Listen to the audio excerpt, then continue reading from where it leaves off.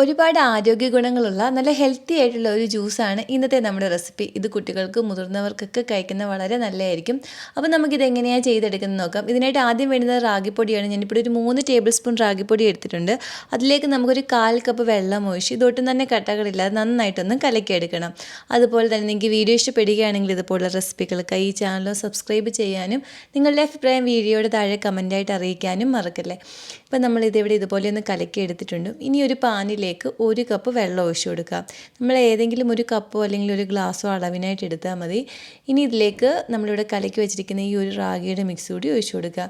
ഇനി തീ ഒന്ന് കുറച്ച് വെച്ച് ഇളക്കി കൊടുത്ത് നമ്മളൊന്ന് കുറുക്കിയെടുക്കണം. നല്ല തിക്കായിട്ട് വരുന്നവരെ വേണം നമ്മളിതൊന്ന് കുറുക്കിയെടുക്കാൻ. ഈ ഒരു പരുവായി വരുമ്പോൾ നമുക്ക് ഫ്ലെയിം ഓഫ് ചെയ്ത് ഇതിൻ്റെ ചൂടൊന്ന് മാറാൻ വേണ്ടി മാറ്റി വയ്ക്കാം.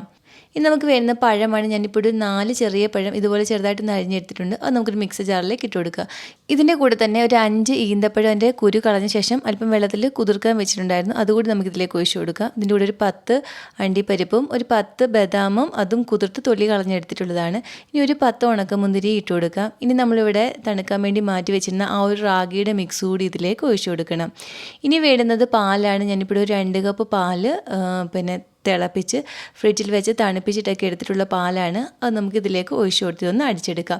ആദ്യം നമ്മൾ കുറച്ച് പാൽ ഒഴിച്ചൊന്ന് അടിച്ചെടുക്കണം. അതിനുശേഷം നമുക്ക് ബാക്കി പാലും കൂടി ഒഴിച്ചു കൊടുത്ത് എല്ലാം കൂടി നന്നായിട്ടങ്ങ് അടിച്ചെടുക്കാം. ഇപ്പം നമ്മളിതിവിടെ ഇതുപോലെ ഒന്ന് അടിച്ചെടുത്തിട്ടുണ്ട്. ഇനി നമുക്കിതൊരു സെർവിങ് ഗ്ലാസ്സിലേക്ക് ഒഴിക്കാം. സെർവ് ചെയ്യുന്ന സമയത്ത് നമുക്ക് നട്ട്സൊക്കെ ചെറുതായിട്ടൊന്ന് ചോപ്പ് ചെയ്തിട്ട് ഇതിന് മുകളിലേക്ക് ഇട്ട് കൊടുക്കാവുന്നതാണ്. അങ്ങനെ റാഗിപ്പൊടി വെച്ചിട്ട് വളരെ സിമ്പിളായിട്ട് ചെയ്തെടുക്കാവുന്ന നല്ല ഹെൽത്തി ആയിട്ടുള്ള ജ്യൂസ് ഇവിടെ റെഡി ആയിട്ടുണ്ട്.